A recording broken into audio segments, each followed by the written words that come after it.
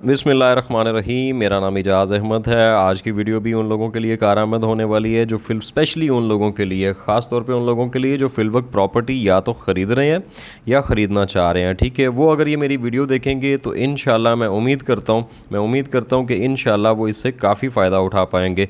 इस वीडियो में जो है वो मेन टॉपिक हमारा जो है वो ये है कि प्रॉपर्टी ख़रीदते वक्त हमें किन किन नुकात जो है, किन किन पहलुओं पर नज़र रखनी चाहिए, किन किन चीज़ों को ध्यान में रखना चाहिए और किन किन चीज़ों से जो है वो हमें अवॉइड करना चाहिए। ये सारी कुछ इंशाल्लाह वीडियो में इसमें डिस्कस करने वाले हैं।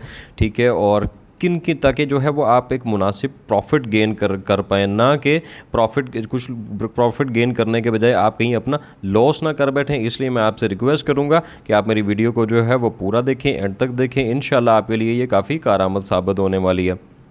आप मुझे any time call WhatsApp message कर सकते हैं। मेरा मोबाइल नंबर नीचे आपको शो हो रहा होगा। सबसे पहले अगर हम बात करते चले तो सबसे पहले जो है हमें जो नुक्ता देखना चाहिए, ठीक है, जो पॉइंट हमें देखना चाहिए वो लोकेशन ऑफ सोसाइटी है कि सोसाइटी की जो है वो लोकेशन क्या है, इसको मेन एक्सेस किन रोड से है। ठीक है, अभी जैसे गुजरावाला की मैं बात करता चलूँ तो डीएच गुजरावाला में मैं आपको बताता चलूँ कि डीएच गुजरावाला की जो लोकेशन है, एक एग्जाम्पल दे रहा हूँ आपको, इसकी जो लोकेशन है वो मेन जीटी रोड पर है। ठीक है, मेन एक्सेस जो है वो मेन जीटी रोड पे है, जो कि बहुत अच्छी चीज़ है। मतलब कि सोसाइटी कोई भी प्रॉपर्टी आप ख़रीदें, ठीक है, उससे पहले आपको उसकी लोकेशन देखनी चाहिए। उसमें लोकेशन के अंदर जो चीज़ें आती हैं उसमें आपको ये देखना चाहिए कि आबादी वाले एरिया के करीब है या आबादी वाले एरिए में है। ठीक है, एक्सेस किन किन रोड से है। ठीक है, इनकी मतलब कि वो जैसे कुछ प्लॉट्स होते हैं जिनको, कुछ सोसाइटीज़ ऐसी होती हैं जिनकी सराउंडिंग भी देखी जाती है कि उसके सराउंडिंग में क्या है। तो ये सारी चीज़ें आपको, ये पॉइंट्स जो हैं, लोकेशन आपको देखनी चाहिए। ठीक है, उसके अलावा प्रोजेक्ट्स जो है इसमें आपको यूटिलिटी जो है वो आपको देखना चाहिए कि यहाँ पे सोसाइटी में या सोसाइटी के करीब जो है वो एजुकेशन जो है उसके हवाले से आपको क्या क्या फैसिलिटीज़, मतलब वहाँ पे एजुकेशन उस एरिया में आपको मुहैया हो रही है या नहीं हो रही। उसके अलावा हॉस्पिटल जो है, हॉस्पिटल उस सोसाइटी में या सोसाइटी के करीब है या नहीं है। उसके अलावा अगर हम बात करते चलें कि अगर आबादी से थोड़ा हट किया तो कितने फासले पे है, मतलब इजी टू एक्सेस है सिटी से या नहीं है। आपको सिटी से, कैंट से, जैसे जिन शहरों में जो है वो कैंट है, उस कैंट से आपको देखना चाहिए कि वहाँ से एक्सेस कितनी दूर है। ठीक है, उसके अलावा बिजली, पानी, गैस, सिक्योरिटी, ये सारी चीज़ें आपको देखनी चाहिए। और दूसरा मैं आपको साथ साथ ये बताता चलूँ कि हमें दो चीज़ों के लिए बंदा ख़रीदता है, या तो इन्वेस्टमेंट कर रहा होता है बंदा, या बंदे ने घर बनाना होता है। ठीक है, और अगर तो आप इन्वेस्टमेंट कर रहे हैं तो इसमें मैं आपको ये एक चीज़ बताता चलूँ कि 3 करोड़ रुपए के तीन प्लॉट लेके, या एक प्लॉट 3 करोड़ रुपए का लेना है अगर आपने, तो मैं आपको सजेस्ट करूँगा कि आपकी जो इन्वेस्टमेंट है वो फैली होनी चाहिए। फैली होनी चाहिए से मुराद ये है कि आप 3 करोड़ का एक प्लॉट लेके अपनी 3 करोड़ की इन्वेस्टमेंट जो है वो एक जगह पर बाउंड ना करें। ये मेरी सजेशन है। आपको चाहिए कि आप 5-5, 10-10 मरला के प्लॉट ले लें।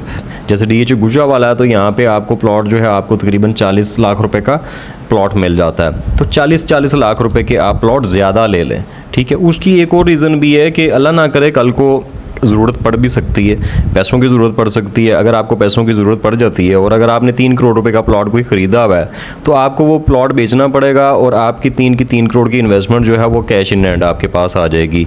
लेकिन अगर आपके पास कनाल के 10 मरला के, 5 मरला के ज़्यादा ऑप्शंस होंगे, आपकी इन्वेस्टमेंट फैली होगी, तो आपको फिर सारी प्रॉपर्टी सेल करने की ज़रूरत नहीं है।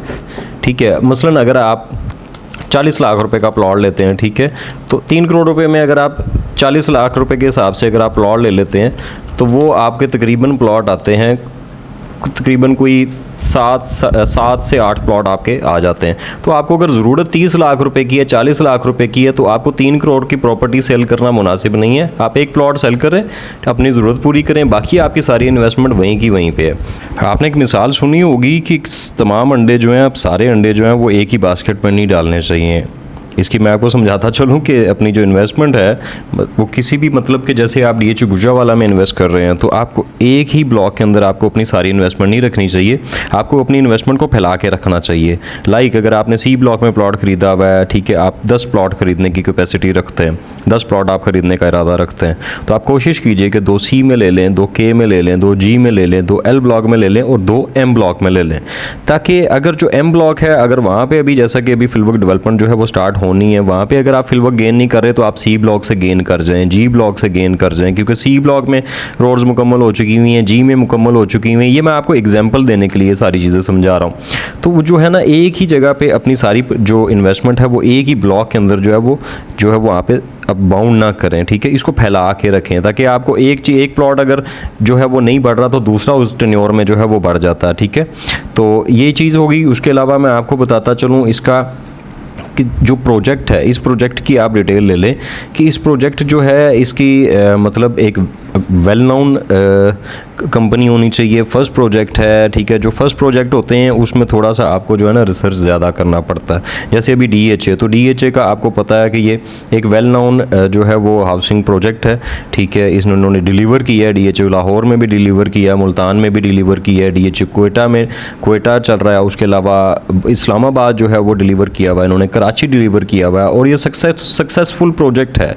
इसी तरह आपको जो है वो इन्वेस्टमेंट करने से पहले जो है वो प्रोजेक्ट की डिटेल ले लेनी चाहिए कि वहाँ पे जो सोसाइटी है, ठीक है जी, इनके जो हाउसिंग स्कीम है इसकी जो है वो पहले रेपो क्या रही है, पहले ये प्रोजेक्ट्स को कैसे डिलीवर किए इन्होंने, नहीं किए, ठीक है।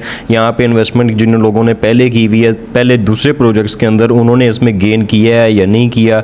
इवन आप उसकी परसेंटेज भी काउंट कर सकते हैं। आजकल तो बहुत ईजी है, अगर आप गूगल पे लिखें तो आपको ये भी पता चल जाता है ये प्रोजेक्ट कब आया, तब प्राइस क्या थी, 5 साल बाद प्राइस क्या थी, 10 साल बाद प्राइस क्या थी। ये सारी चीज़ें आपके जो आजकल तो मोबाइल पर आपके फिंगर टिप्स पे ये सारी चीज़ें, तो आपको ज़्यादा टाइम नहीं लगता। आप 5-10 मिनट में अपनी वर्किंग, आप मैक्सिमम आधे घंटे में आप अपनी वर्किंग जो है वो कंप्लीट कर लेते हैं। ये वर्किंग कंप्लीट करने से आपका ये फ़ायदा ये होगा कि आप अपनी जो इन्वेस्टमेंट है वो सेफ साइड रह के आप इन्वेस्ट कर रहे होंगे।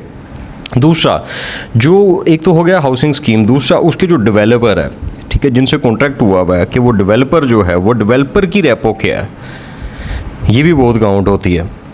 डेवलपर की रेपो जो होती है वो भी बहुत काउंट होती है। उसके बारे में भी आप सर्च करें कि जो डेवलपर इसको डेवलप कर रहा है, ठीक है, उसकी रेपो जो है वो क्या है। उसने जो पहले प्रोजेक्ट्स पकड़े हैं उन्होंने उसको डिलीवर किया है, नहीं किया, टाइमली डिलीवर किया है या लेट डिलीवर किया है, ठीक है। और मतलब कि जैसा उन्होंने आपको शो किया होता है कि यहाँ पे ये बनेगा, वो बनेगा, ऐसा बनेगा, वैसा बनेगा, वैसा ही डिलीवर किया है या नहीं किया। गुजरावाला में आपको मैं बताता चलूँ कि हबीब रफ़ीक जो है वो कंपनी जो है वो डेवलपर है और उन्होंने पहले भी डिलीवर किया है। DHA लाहौर में उन्होंने डिलीवर किया है, ठीक है। DHA इस्लामाबाद, यानी काफ़ी DHAs में उन्होंने डिलीवर किया है, ठीक है। ये मैं आपको एग्जांपल देता हूँ साथ साथ। दूसरा मैं आपको ये बताता चलूँ तो कि बाज़ औक़ात हम लोग ये देखते हैं कि प्रॉपर्टी की जो एक ये मेन पॉइंट, इसका मैं आपको टॉपिक बता देता हूँ कि वैल्यूएबल प्रॉपर्टी है या नहीं है। जैसे अभी आप लोग कहते हैं यार यहाँ पे 5 मरला DHA में 5 मरला जो है वो आपको 40 लाख का मिलता है, तो ओपन एग्रीकल्चर लैंड जो है वो आपको जो है वो इतने का शायद आपको जो है वो एकड़ मिल जाए। तो मैं आपको ये बताता चलूँ कि ये इसमें और उसमें फ़र्क क्या है, वैल्यूएबल प्रॉपर्टी कौन सी ज़्यादा है, ठीक है, गेन किस में ज़्यादा है, ये चीज़ें भी आपने देखनी होती है। जैसे अभी 60,000 रुपये 80,000 रुपये का तो आपको ग्वादर में एकड़ मिल जाता है, तो वो एकड़ जो है उसमें उसने ग्रोथ करना है या DHA की जो प्रॉपर्टी है या वेल नोन एक प्रोजेक्ट है उसने गेन करना। ये आपको वैल्यूएबल प्रॉपर्टी देखनी चाहिए होती है, ठीक है। चाहे आप 5 मरला ले लें, एकड़ ना लें, कनाल ना लें, 10 मरला ना लें, 5 मरला ले लें, लेकिन एक वेल नोन एक अच्छे प्रोजेक्ट में ले लें जो आपको एक अच्छे पैसे दे के जाए। अभी ग्वादर की बात करूँ तो ग्वादर में कुछ मेरे दोस्त हैं जिन्होंने 60-60 हज़ार रुपये का एकड़ लिया हुआ था। यकीन माने आज वो 50,000 का भी नहीं उनका बिक रहा, ठीक है, 20-30 हज़ार रुपये पे आया हुआ। इवन के उन्होंने आज से 5-7 साल पहले का भी लिया हुआ है। तो मेरे कहने का मतलब ये था कि वैल्यूएबल प्रॉपर्टी जो है ना आपको उसकी तरफ जाना चाहिए, ना कि आप इसकी क्वांटिटी मतलब कि उसके एरिया को ना देखें, आप उसकी वैल्यूएबल प्रॉपर्टी की तरफ जाएं, ठीक है। तो आज का टॉपिक इतना ही था जी। मज़ीद इंशाल्लाह आपके लिए अच्छी वीडियोस लाते रहेंगे, ठीक है। वीडियो पसंद आए तो लाइक ज़रूर कर लिया करें। शुक्रिया, अल्लाह हाफ़िज़।